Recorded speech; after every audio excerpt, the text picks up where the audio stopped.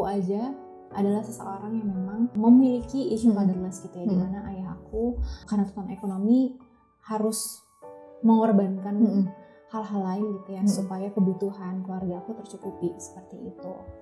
Tapi dengan kita menyadari apa yang kurang dari ayah gitu ya, kita bisa belajar dari sana. Halo teman-teman semua, selamat datang di podcast Angkat Bicara. Kali ini bersama aku, Savana, yang akan menemani teman-teman untuk membahas lebih lanjut nih, mendengar pembahasan topik-topik menarik dari psikolog klinis kita. Nah, aku di sini nggak sendiri karena aku ditemenin sama Kak Maitsa, psikolog klinis dari bicarakan.id. Mungkin bisa perkenalkan diri dulu, Kak. Thank you Safa for having me. Halo teman-teman semua, perkenalkan nama aku Maitsa. Aku psikolog klinis dewasa di bicarakan.id. Buat background sedikit ya, aku mengambil magister profesi di Unika Atmajaya Jakarta. Aku spesialisasi dan tertarik banget di bidang family, di bidang relationship gitu ya, kecemasan dan lain-lain. Jadi ini merupakan salah satu hal yang aku minatin banget nih, gitu, aku dalamin banget isunya. Oke, thank you banget ya Kak untuk udah meluangkan waktunya di sini. Dan kali ini kita mau bahas apa nih Kak topiknya? Oke, kali ini aku mau coba bahas tentang fatherless dan intimasi gitu. Oke, menarik Karena banget ya. Karena beberapa tahun kemarin kan sempat rame banget ya dibicarain gitu. Isu tentang fatherless ini, dan aku rasa sepertinya ini cukup relevan dengan keadaan kita saat ini juga. Oh, menarik banget ya. Gimana nih dari teman-teman, udah pernah ada belum yang dengar istilahnya topik-topik psikolog tentang ini? Komen di bawah ya kalau udah ada yang pernah. Jadi langsung aja nih Kak, sebelum kita memperdalam pembahasan, boleh dijelasin dulu kali ya Kak tadi fatherless itu apa, intimacy itu apa hubungannya. Jadi mungkin bisa dijelasin dulu dari Kakak. Oke. Sebenarnya fatherless itu sebuah konsep yang bisa kita lihat sebagai kayak gini. Ketika seorang anak tumbuh tanpa kehadiran ayah, konteksnya itu bisa dibilang luas karena dalam artian nggak ada kehadiran ayah ini, bisa secara fisik, bisa secara emosional, bisa secara tanggung jawab baik materi gitu. Seperti itu. Jadi kayak kalau misalkan contohnya di real life, father itu seperti apa sih gitu ya. Misalkan ada teman-teman yang tumbuh dalam orang tua yang sudah bercerai gitu ya, dan dia ikut sama ibunya, berarti kan dia jauh tuh secara fisiknya dari ayahnya, itu juga bisa dikatakan sebagai fatherless gitu. Atau misalkan ketika ayahnya sibuk kerja misalkan karena memang tuntutan ekonomi akhir-akhir ini kan cukup tinggi ya, kayak gitu. Jadi itu juga bisa dikatakan juga sebagai fatherless seperti itu. Oke, jadi fatherless ini nggak hanya kehilangan sosok ayah secara fisik aja ya. Jadi kadang kita punya ayah, terus kemudian ayahnya itu sibuk kerja, itu bisa dikatakan juga sebagai fatherless gitu. Cuman orang tuh sadar nggak sih Kak kalau misalkan ketika dia merasa, aduh aku kehilangan sosok ayah nih, padahal ayah tuh ada di rumah sebenarnya. Nah itu kalau menurut Kakak tuh itu orang akan sadar atau enggak sih? Gitu. Nah sebenarnya ini adalah sebuah pertanyaan menarik gitu. Aku nemu sebuah jurnal yang bilang bahwa katanya secara nggak sadar kita tuh kayak nggak sadar gitu bahwa kita tuh hidup tanpa kehadiran ayah gitu. Karena itu bergantung banget sama konteks budaya dia dibesarkan, bergantung bagaimana dengan peran ayah dan ibu pembagiannya seperti apa, balance atau tidak, seperti itu. Oh oke. Kalau kayak berarti ada nggak sih Kak dari sisi psikolog itu sendiri ya, ukuran-ukuran tertentu yang kita bisa katakan bahwa anak ini mengalami fatherless gitu, atau kehilangan sosok figur ayah itu apa? Adakah indikator tertentu atau yang menjelaskan itu terjadi gitu Kak? Oke. Mungkin kita bisa lihat atau kita bisa tilik dari apa aja sih sebenarnya keterlibatan yang perlu ayah. Bagaimana peran ayah dalam keterlibatan anak kayak gitu ya. Sebenarnya dari satu teori dia menyebutkan ada 3 gitu. Ada accessibility atau ketersediaan, ada engagement gitu ya, keterlibatannya. Gimana sejauh mana ayah terlibat dalam tumbuh kembang anaknya, itu lalu bagaimana dengan responsibility atau tanggung jawab, seperti itu. Nah mungkin bisa dilihat dari situ gitu. Terus gimana sih kalau indikator kita atau seorang mengalami fatherless, mungkin dilihat dari situ gitu. Sejauh mana nih ayah terlibat, apakah anaknya menerima peran yang diberikan oleh ayahnya kayak gitu. Lalu juga bagaimana nih lihat tanggung jawab ayahnya gitu untuk mencari nafkahnya terpenuhi kah kayak gitu. Lalu juga bisa dilihat dari ketersediaan ayah, itu berkaitan dengan waktu seperti itu. Jadi nggak hanya tanggung jawab untuk mencari nafkah aja ya Kak, tapi sebenarnya keterlibatan ayah terhadap anak tuh juga penting banget ya. Kalau Kak Maitza ini ada cerita sendiri nggak sih Kak mengenai pengalaman fatherless ini? Ya, jadi kebetulan aku tumbuh di dalam sebuah keluarga di mana ayah aku itu dari aku SMP, aku bersyukur banget sebenarnya gitu ya. Aku tumbuh dalam keluarga yang long distance marriage gitu. Jadi ayah sama ibu aku ini mereka nggak bercerai, maksudnya mereka keluarga kami masih utuh gitu. Tapi ayahku ini pergi keluar kota karena tuntutan pekerjaan gitu ya. Kayak gitu. Jadi ayahku pergi bekerja, jadi kadang aku yang kesana ke kota ayahku gitu, atau sebaliknya seperti itu. Jadi kalau dari aku sendiri gitu ya, kalau aku coba tilik dari teori yang tadi aku sebutkan, mungkin sejauh ini ayah aku merasa bahwa adanya waktu yang hilang gitu selama ayahku mencari uang gitu ya, karena beda kota dan aku juga harus sekolah gitu ya di kota lain seperti itu. Lalu juga keterlibatannya mungkin memang sekarang kan media sosial udah mudah gitu ya, komunikasi juga mudah gitu. Seperti itu. Tapi memang kalau dari segi accessibility, keterlibatan ayah sama ketersediaan waktunya ayah itu memang agak sulit gitu. Seperti itu. Itu sih yang aku rasakan. Tapi ada kayak efek panjangnya nggak, jangka panjangnya gitu Kak dari kondisi Kakak yang kayak gitu? Nah menariknya adalah selama aku tumbuh hingga detik ini gitu ya, aku jadi seorang psikolog gitu.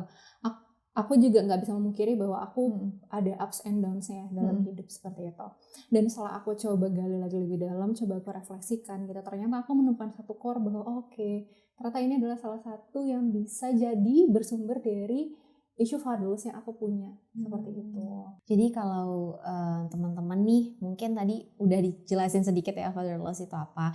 Mungkin yang pernah atau relate nih sama kondisi Kak Maitza tadi, bisa komen juga di bawah kayak aku relate atau belum, atau mungkin bisa jadi berbeda ya Kak. Kasusnya beda-beda nih. Fatherless tuh nggak hanya long distance relationship yang orang tua, bisa juga karena perceraian tadi ya, bisa juga karena mungkin udah kehilangan ayah dari kecil gitu ya. Jadi berbagai macam yang situasi yang bisa kita masukkan ke dalam suatu fatherless dengan indikator-indikator yang dijelaskan sama Kak Maitza tadi.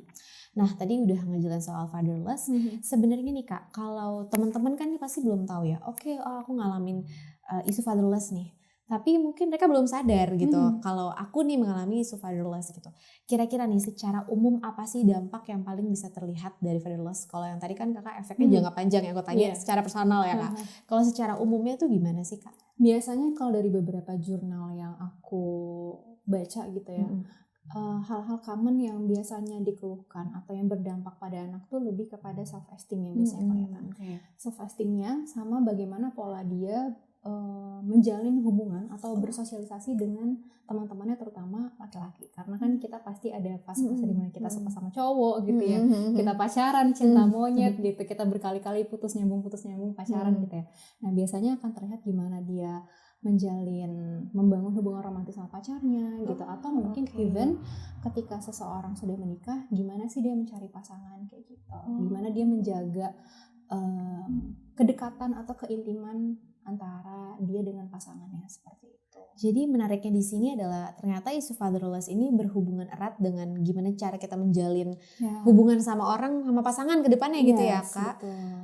Mungkin kayak boleh dijelasin lebih lanjut sih Kak, gimana sih kayak gimana sih maksudnya, mungkin teman-teman juga di sini kayak apakah iya aku yang menjalin hubungan ini ada sangkut pautnya selama ini masalah aku sama pasangan karena aku fatherless gitu. Mungkin kayak bisa dijelaskan gitu Kak, gimana sih contohnya, apakah dia jadi pasangan itu jadi lebih overthinking, posesif atau gimana tuh Kak?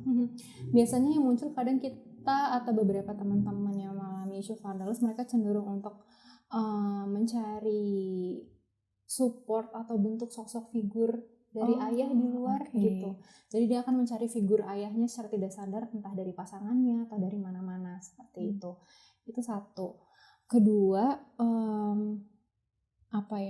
memang efeknya itu tadi ke intimasi juga gitu ya. Seperti itu. Jadi kayak istilahnya karena aku kehilangan sosok ayah, aku pengen mendapatkan lebih dari sosok laki-laki lain yang bisa jadi saat ini adalah pasanganku, gitu ya Kak. Oke, kalau kayak gitu menarik banget nih ya sebenarnya. Tapi kalau aku dengar-dengar nih Kak, selain karena sering dibahas di media sosial soal fatherless, Indonesia tuh menjadi top 10 ya negara yang fatherless-nya tuh banyak. Nah, dan kita udah dengar tadi juga dari penjelasan Kakak kalau ternyata dampak jangka panjangnya tuh ada ketika kita punya pasangan dan hal sebagainya. Menurut Kakak kenapa sih kok bisa ada isu fatherless di Indonesia tuh bisa masuk top 10 tuh kenapa gitu? Apakah pendapat Kakak apa? Kalau melihat dari beberapa penelitian yang terjadi di Indonesia gitu ya, kalau budaya kita kental dengan namanya patriarki gitu ya, jadi mayoritas di Indonesia menganut sistem patriarki gitu, dimana memang di sini ditekankan adalah pembagian peran antara ibu dan ayah di rumah seperti itu. Kalau di Indonesia biasa dikatakan mencari nafkah. Yang pencari nafkah itu hanya berfokus pada bapak yang pekerjaan domestik seperti mengurus keadaan rumah, mengurus anak dan sebagainya itu biasanya ibu seperti itu. Nah di sini akhirnya menurut aku bisa jadi menjadi salah satu penyebab kenapa sih banyak anak-anak di Indonesia mengalami fatherless gitu. Karena terkadang banyak dari beberapa ayah gitu ya yang merasa bahwa peran aku, tanggung jawab aku hanya sebatas pada pencari nafkah aja kayak gitu. Padahal kalau kita tilik lagi dari teori yang tadi kan sebenarnya enggak, peran ayah jauh lebih banyak daripada itu seperti itu. Bahkan hal ini aku temukan juga di jurnal yang uniknya seperti ini.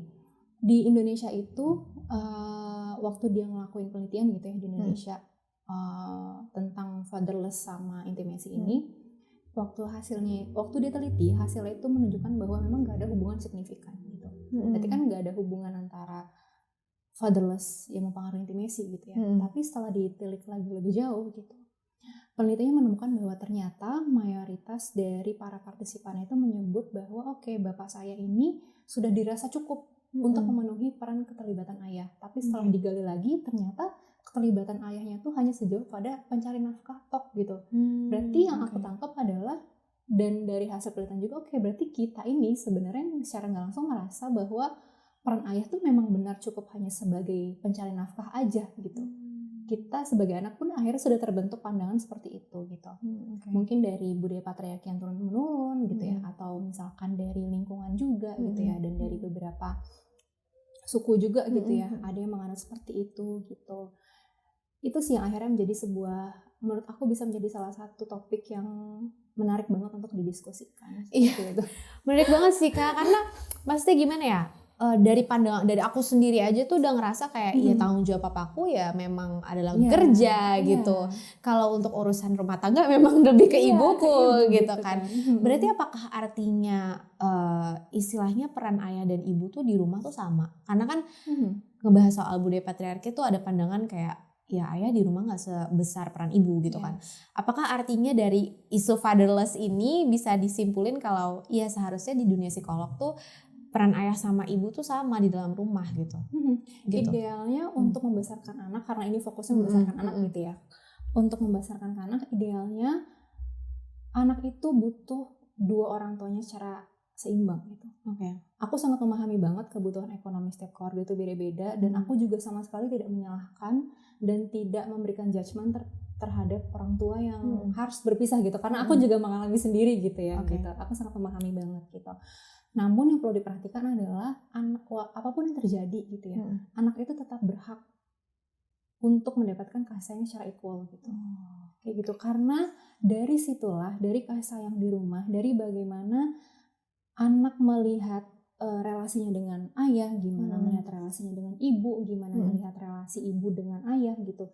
Itu yang akan menjadi patokan bagi anak untuk melihat dunia gitu. Untuk bagaimana dia akhirnya bisa mencari pasangan gitu. Untuk bagaimana dia akhirnya bisa membina hubungan dengan sosial lainnya gitu. Ngomongin soal itu nih Kak, suka ada quotes, bukan quotes sih sebenarnya, lebih kepikiran aja gitu ya. Kadang kan kayak aku pengen deh punya pasangan yang sifatnya sama kayak ayah gitu kan. Artinya kan kalau yang kita fatherless gitu, itu kita nggak bisa berkata itu, nggak relate kita sama Iya, itu kan, karena iya. kayak mau ayah seperti apa, aku masih belum bisa nih. Apakah itu bisa memungkinkan kita jadi nggak pas nih dapat pasangan kita gitu. Jadi maksudnya kita selalu punya masalah mulu sama pasangan kita karena ya itu tadi kita nggak punya panduan ayah yang benar gitu. Itu ngaruh ya Kak berarti? Itu ngaruh banget gitu karena seperti tadi aku bilang gitu ya, kita akan memilih, even memilih pasangan, mencari pasangan dan menentukan pasangan itu cocok atau enggak dengan kita, itu dari gimana kita melihat hubungan kita dengan ayah gitu. Kalau misalkan contoh ya kayak kita yang sudah terbiasa melihat ayah yang mencari nafkah gitu ya, dan enggak terbiasa untuk memberikan support secara emosional gitu, ya menurut kita itu cukup-cukup aja gitu. Kayak itu yang akan kita kayak copy paste untuk cari pasangan gitu di kemudian hari, itu yang akan jadi patokannya. Kayak gitu. Jadi benar-benar ngaruh banget nih ya antara cara kita mencari pasangan dan keberadaan ayah gitu. Dan kayak terlepas dari masa kecil nih Kak, apakah kayak pada saat kita dewasa gitu itu udah bisa diubah nggak? Kan gitu kita udah tumbuh menjadi sosok yang seperti itu karena tidak keberadaan ayah dari kecil. Ketika kita udah dewasa, udah menjadi sosok yang mungkin lebih ya tadi yang kayak self esteemnya rendah dan lain sebagainya, apakah itu apakah itu bisa diubah di masa dewasa gitu kan? Bisa banget gitu ya. Sebelum aku ke sana mungkin aku jelasin sedikit tentang kenapa ini penting gitu. Karena di isu dewasa itu kan ada namanya, kalau di psikologi kita punya namanya tahap perkembangan. Jadi kayak every stage of our life itu ada tahap perkembangannya. Dan ketika dewasa awal itu ada tahap perkembangan yang harus kita penuhi, yaitu kemampuan untuk menjalin intimasi dengan orang. Kayak gitu. Nah, dari mana sih intimasi ini bisa didapatkan? Salah satunya bisa jadi juga dari gimana lekatnya, gimana ayah dan anak bisa terlibat gitu. Kalau misalkan memang dari kecil tidak terpenuhi, ayah tidak memberikan contoh gimana seharusnya seorang laki-laki, even seorang laki-laki memberikan perhatian dan keterbukaan ke anak itu seperti apa, itu akan lost gitu. Bisa jadi membuat anak sulit untuk memenuhi tahap di dewasa awal ini untuk mendapatkan skill intimasi ini. Yang mana skill intimasi ini bisa menjadi kayak patokan penentu hubungan sosial dia di masa akan datang gitu ya. Itu juga bisa menentukan gimana nanti marriage life dia gitu ya. Nah, tadi seputar apakah jika dia menyadari bahwa isu fatherless ini ketika sudah dewasa, ini apa yang harus aku lakukan? Ini bisa diubah nggak sih gitu? Sebenarnya aku lebih prefer kata apakah kita bisa berdamai dengan keadaan ini gitu. Karena fatherless itu kan kayak tanda kutip kekurangan ayah atau kehilangan ayah. Ayahnya ada mungkin, atau beberapa teman-teman yang ayahnya nggak ada, atau beberapa teman-teman ada yang ayahnya ada tapi perannya hilang. Hilang ini kan kita kayak duka gitu, kayak kita merasa kehilangan, kita merasa kekurangan gitu. Jadi hal yang pertama kita lakukan adalah sadari bahwa kita merasa kehilangan dan kita boleh banget untuk grieving atas peran itu gitu. Oh iya, ayahku ternyata nggak ada loh buat aku gitu. Tapi memang ini ternyata dibutuhkan kepekaan dari masing-masing orang gitu. Terkadang banyak banget kok orang yang nggak menyadari bahwa mereka tuh kehilangan peran ayah gitu, dan itu adalah hal yang wajar banget.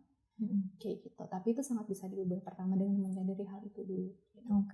Setelah menyadari mungkin menerima kali ya. Yes, menerima juga. Jadi memang nggak semua orang tuh bisa sadar ya Kak. Mungkin kayak sadarnya itu ketika kita baru kayak maksudnya kita ngerasa kayak ada yang aneh nih dari diri kita gitu, itu bisa ya Kak gitu ya. Mungkin barometernya bisa ke arah gimana kita menjalin hubungan dengan laki-laki. Gimana kita, itu parameter utama ya. Gimana kita menjalin hubungan pertemanan dengan laki-laki, atau misalnya gimana sih kita memaintain hubungan pertemanan, atau gimana sih kita memaintain misalnya teman-teman udah ada yang nikah gitu ya, gimana sih kita menjalin keintiman dan keakraban dengan suami gitu. Apakah kita ngerasa safe untuk terbuka sama dia, apakah kita ngerasa aman, apakah kita merasa dicintai atau enggak. Biasanya bisa dari situ dulu gitu. Biasanya kalau dari klien-klien aku datangnya dari situ dulu gitu ya, ada masalah di hubungan pacarannya gitu ya, ada masalah dalam pandangan mereka dalam memilih laki-laki, misalkan ada masalah dalam pandangan mereka melihat laki-laki secara general, mereka menyadari itu nggak nyaman, lalu biasanya tahap-tahap itu stage itu mereka baru datang ke konseling seperti itu. Oke. Ini menarik sih Kak. Berarti kan sebenarnya dari tadi kita bahas dari sisi perempuannya nih Kak. Nah, apakah kalau itu terjadi pada anak laki-laki gitu Kak? Apakah itu dalam hubungan mereka berpasangan itu kelihatan juga seperti jelasnya layaknya perempuan yang mengalami?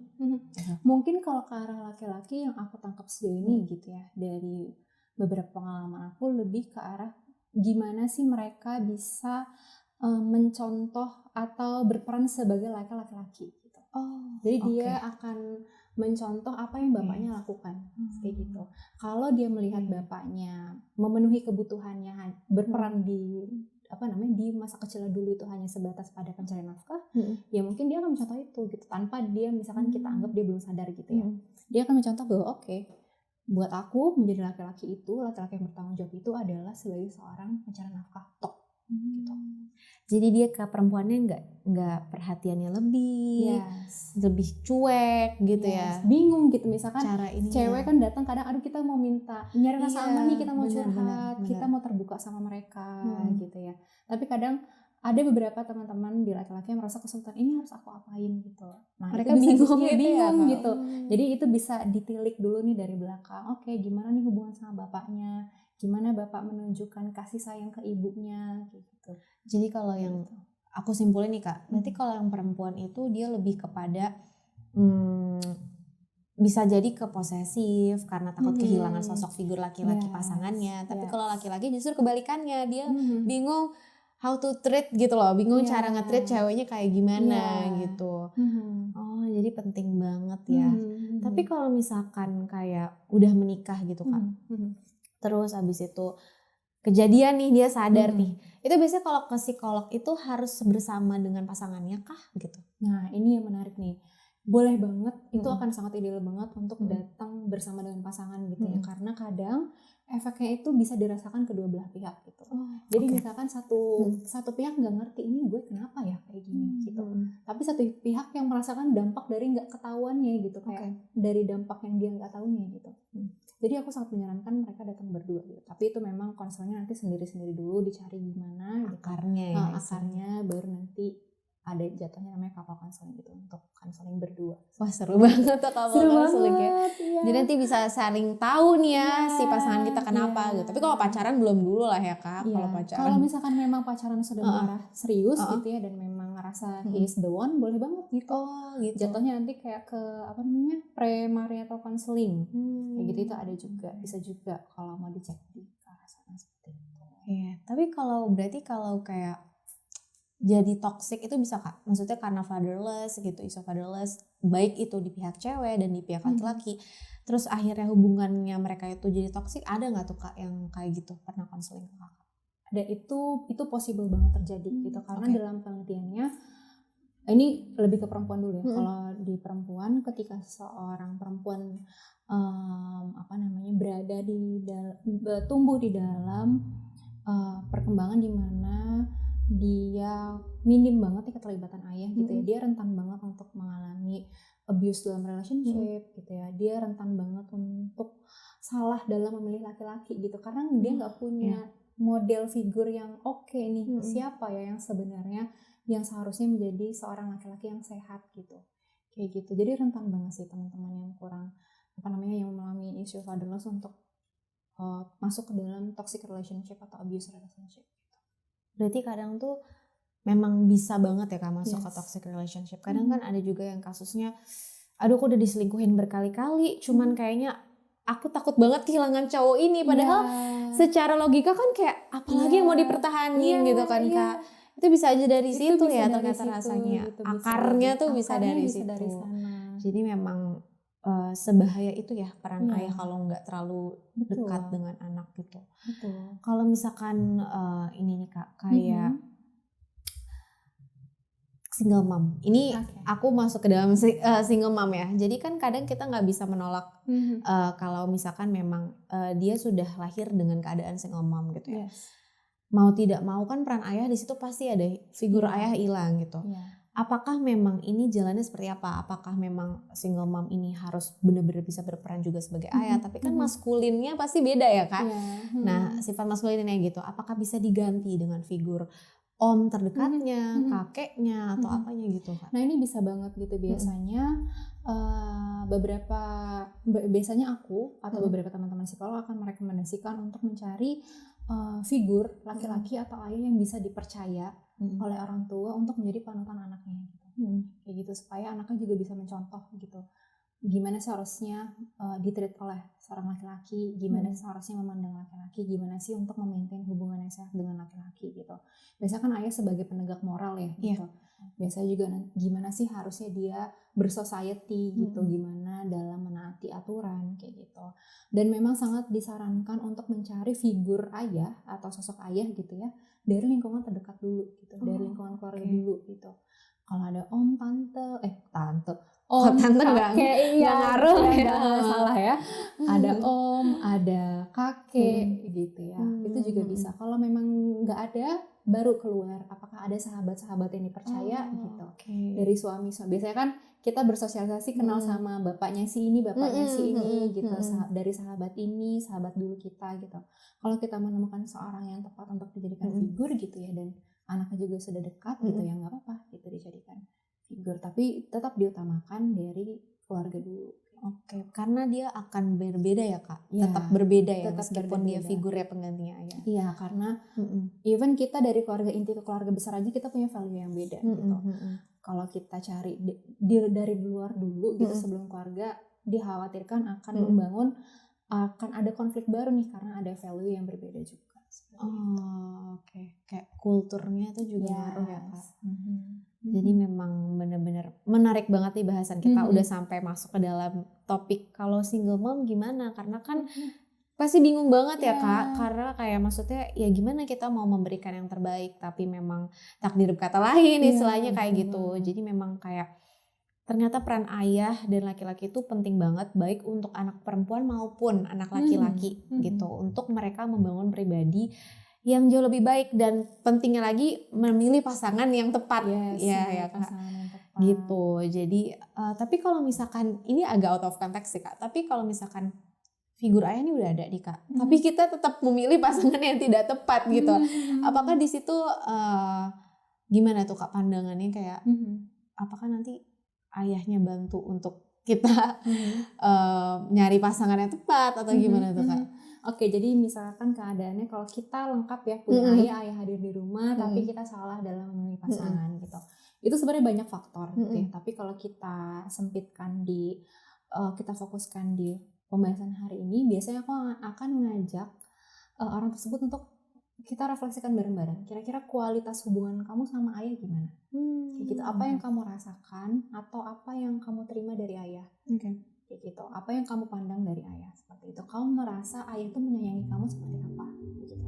Kamu melihat ayah kamu, relasinya dengan ibu kamu seperti apa? Kayak gitu. Biasanya aku akan gali dari situ dulu. Dan biasanya dari situ ketemu jawabannya. Oh ternyata ini loh yang aku rasa kurang, ini yang aku rasa nggak tepat sama aku, ini yang aku rasa kurang dikomunikasikan sama aku, gitu. Sehingga akhirnya dia mencari hal yang nggak dia dapatkan dari luar gitu, yang akhirnya terjerembab ke dalam lagi-lagi relationship yang nggak sehat. Gitu. Berarti kalau tadi ngebahas soal kualitas nih sama ayah, berarti sebenarnya waktu itu penting ya Kak. Maksudnya kan kadang ada uangnya aja lah gitu, mentahannya aja lah gitu kan Kak. Itu berarti nggak bisa ya, berarti harus benar-benar waktu yang benar-benar quality time. Ya, aku memahami bahwa terkadang atau di dunia modern ini gitu ya, karena kita memang ada tuntutan ekonomi, uang itu bisa mengkompensasi waktu yang diberikan karena ketidakadaan secara fisik itu gitu ya. Tapi memang balik lagi secara ideal, waktu quality time, interaksi dengan anak, even cuman sebentar 15 menit, asal itu berkualitas aja, menurut aku itu udah sangat cukup gitu. Kayak gitu, itu bisa menjadi fondasi bagi segala banyak hal perkembangan secara psikologis di kemudian nanti. Itu bisa jadi bekal banget untuk anak gitu ya di kemudian hari gitu. Karena secara tidak sadar dia bisa kayak mempraktekkan apa yang orang tuanya lakukan di dalam quality time itu gitu ya. banyak hal yang terjadi lah di dalam quality time itu ya, Iya. pentingnya sosok ayah di sini gitu. Mhm. Nah kalau dari Kak Maitza sendiri nih, ada nggak sih kayak pesan dari kakak sebagai psikolog pada mungkin keluarga-keluarga yang baru memulai keluarga nih untuk kedepannya dirinya kan nanti akan menjadi calon ayah atau baru menjadi ayah gitu, atau sudah menjadi ayah tapi kurang intimasinya dengan anaknya, quality time dengan anaknya, ada nggak sih Kak pesan untuk para keluarga ini? Mungkin salah satu pesan aku adalah aku memahami bahwa di zaman sekarang namanya semua kebutuhan udah sangat tinggi gitu ya. Aku sangat memahami kebutuhan ekonomi itu sangat tinggi gitu. Tapi terlepas dari itu semua gitu ya, anak tetap berhak untuk mendapatkan waktu dan kasih sayang yang sama, equal besarnya gitu. Menurut aku sangat bisa banget untuk kayak disempatkan atau diakalin gitu, atau dibuat caranya gimana supaya bisa ada waktu berdua dengan anak gitu, atau bertiga atau satu keluarga fokus dengan anak gitu. Karena lagi-lagi waktu itu tidak bisa digantikan oleh apapun. Kasih sayang sama perhatian yang didapatkan oleh orang tua, terutama ayah, itu sama sekali nggak bisa digantikan oleh apapun. Kayak gitu sih. Jadi even waktunya cuma bisa 15 menit habis kantor, itu juga nggak apa-apa gitu. Karena yang anak rasakan tuh kualitasnya gitu, atau kapan ayah ada untuk aku gitu, kapan ayah mau support aku gitu. Kadang momen-momen itu yang penting gitu.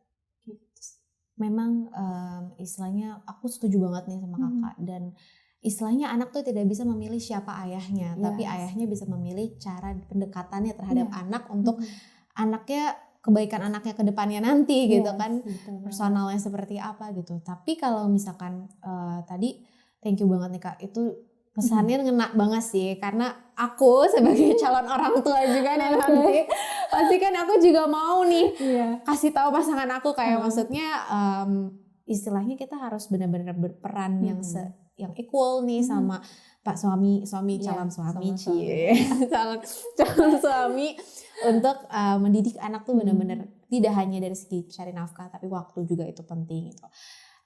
Tapi mungkin bisa juga nih Kak pesan untuk yang udah merasa fatherless, sudah merasa mereka sadar kalau aku nih fatherless gitu, dan aku udah menjadi pribadi yang dari tadi dibahas gitu, udah merasakan dampaknya gitu. Pesannya apa nih Kak untuk para perempuan-perempuan di luar sana atau laki-laki yang memang mereka mengalami fatherless ini? Oke, itu hal yang menarik banget gitu ya. Teman-teman gak sendiri, even aku aja adalah seseorang yang memang memiliki isu fatherless gitu ya, dimana ayah aku karena tuntutan ekonomi harus mengorbankan hal-hal lain gitu ya, supaya kebutuhan keluarga aku tercukupi seperti itu. Tapi dengan kita menyadari apa yang kurang dari ayah gitu ya, kita bisa belajar dari sana kayak gitu sih menurut aku. Bahwa ternyata bisa jadi hal-hal yang selama ini kita anggap keluhan dari orang gitu, ataukah yang kita rasa kayaknya ini enggak cocok atau enggak oke gitu, apakah ternyata datangnya dari sana kayak gitu. Jadi bisa kita konsultasikan gitu ya bareng-bareng dengan psikolog seperti itu. Jadi belum telat ya Kak, istilahnya di usia berapapun kita masih bisa memperbaiki diri kita untuk menjadi lebih baik. Meskipun dampaknya udah lama banget nih gitu, fatherless-nya udah 5 tahun, maksudnya udah umur 5, terus kita baru menyadari umur 35 gitu, itu gak apa-apa banget ya Kak untuk ke psikolog gitu.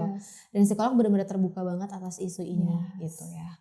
Menarik banget nih pembahasannya, jadi bisa disimpulkan tadi bahwa fatherless-nya memang ketika kondisi seseorang itu kehilangan sosok ayah, figur ayah, dan dampaknya bisa jadi ke usia-usia dia ketika dewasa. Justru kalau remaja gitu kelihatan gak sih Kak?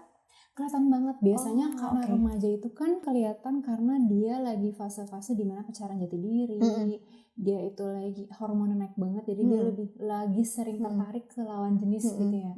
Nah itu bisa terlihat gimana cara dia pola cari pasangannya gitu, gimana sih dia hubungannya tuh dalam hubungan apa gitu.